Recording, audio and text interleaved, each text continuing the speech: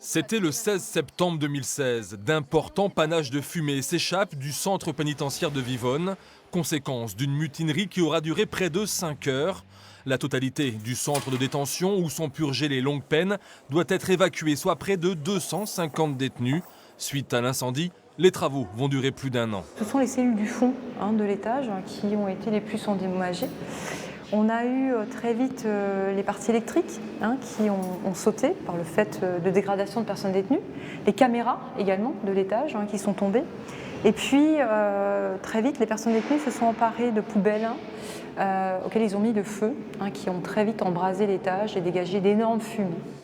Cette semaine marque donc le début de la longue série de transferts de détenus qui reviennent à Vivonne, des prisonniers qui ne devraient pas être dépaysés. L'établissement a été reconstruit à l'identique, mais des améliorations sur la sécurité incendie notamment, puisque c'était le principal défaut de fonctionnement de l'établissement. Et puis nous avons profité pour améliorer les conditions de travail des personnels aussi, en améliorant l'éclairage par exemple, on a mis du LED un petit peu partout, puis des améliorations qui convenaient aussi aux prestataires privés, à l'administration pénitentiaire. C'est extrêmement important, à la fois pour les conditions de travail des personnels, mais aussi des personnes détenues.